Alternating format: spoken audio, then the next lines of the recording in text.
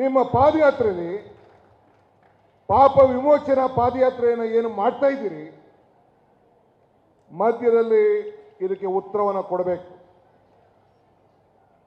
ಕುಮಾರಸ್ವಾಮಿ ಅವರೇ, ನಿಮ್ಮ ಈ ಭಾಗ ಇಲ್ಲಿ ಪ್ರತಿನಿಧಿಸಿದ್ರಿ, ನನಗೊಂದು ಚೀಟಿ ಕಳಿಸಿದ್ದಾರೆ ಯಾರ ಕಾರ್ಯಕರ್ತರು. ನೀವಿಲ್ಲಿ 6 ವರ್ಷ MLA ಆಗಿದ್ರಿ, 6.25 ವರ್ಷ MLA ಆಗಿದ್ರಿ, ಬಹಳ ಸಂತೋಷ. ಜನ ಆಶೀರ್ವಾದ ಮಾಡೋದನ್ನ ನಾವು ಚರ್ಚೆ ಮಾಡಕ್ಕೆ ಹೋಗೋದಿಲ್ಲ. ನೀವು ಹೇಳ್ರಿ, ಎಷ್ಟು ಜನ ಬಗರ್ಕುಂ ಸಾಗೋಳಿಗೆ ನೀವು ರೈತನ ಮಕ್ಕಳು ಪಾಪ ಈಗ ಪ್ಯಾಂಟ್ ಬಿಟ್ಬಿಟ್ಟು ಪಂಚೆ ಹಾಕೊಂಡಿದ್ದೀರಿ, ರೈತನ ಮಗ. ನಮ್ಮ ಹಳ್ಳಿಲಿ ಒಂದು ಮಾತು ಹೇಳ್ತಾರೆ, ಹುಟ್ಟವೆಲ್ಲ ಬಸವಾಗಲ್ಲ ಅಂತ. ಯಾರು ಕೂಡ ಹಳ್ಳಿಗಳಲ್ಲಿ ಬೇಕಾದಷ್ಟು ದನಕರುಗಳೆಲ್ಲ ಹುಟ್ಟವೆ, ಎಲ್ಲನೂ ಓರಿ ಆಗ್ಲಿಕ್ಕೆ ಸಾಧ್ಯ ಇಲ್ಲ, ಎಲ್ಲರೂ ರೈತರಾಗ್ಲಿಕ್ಕೆ ಸಾಧ್ಯ ಇಲ್ಲ. ಒಬ್ಬನಿಗೆ ಒಂದು ರೈತರಿಗೆ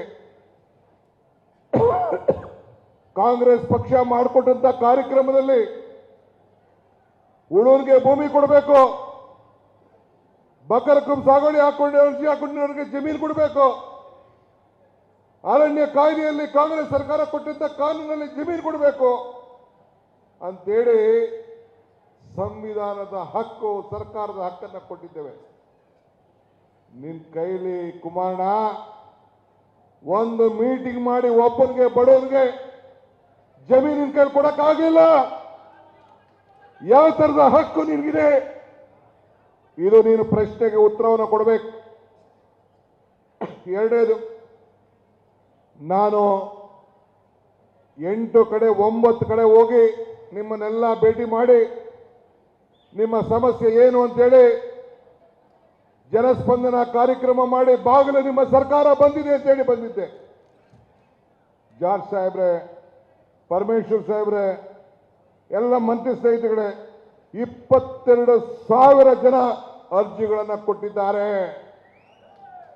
ಏನು ಕೊಟ್ಟಿದ್ದಾರೆ? ಸೈಟ್ ಇಲ್ಲ, ಮನೆ ಇಲ್ಲ, ಜಮೀನಿಲ್ಲ, ಖಾತೆ ಇಲ್ಲ, ಕೆಲಸ ಇಲ್ಲ, ಪೆನ್ಷನ್ ಇಲ್ಲ ಅಂತ ಕೊಟ್ಟಿದ್ದಾರೆ. ನಿಜ ತಾನೇ? 22,000 ಜನ ಕೊಟ್ಟಿದ್ದಾರೆ. ಏನು ಆಡುತ್ತವರು ನೀನು ಮಾಡಿದ್ಯೆ? ಯಾರಿಗೆ ಸಹಾಯವನ್ನು ಮಾಡಿದ್ದೀರಿ? ಇದಕ್ಕೆ ಉತ್ತರವನ್ನ ಮುಂದೆ ಈ ಭಾಗದ MLA ಚುನಾವಣೆ ಖಾಲಿ ಇದೆ, ನೀವು ಜನ ಉತ್ತರವನ್ನು ಕೊಡಬೇಕು. ಕೊಡ್ತಿರ್ತಾನೆ? ಬೆಂಗಳೂರು ದಕ್ಷಿಣ ಜಿಲ್ಲೆ ನಿಮ್ದು ತಾನೇ? ಆ ಸ್ವಾಮಿ ಬಾರದ ಜಿಲ್ಲೆ ನಿಮ್ದು ತಾನೇ? ಇದು ಉತ್ತರ ಬೇಕು ನನಗೆ.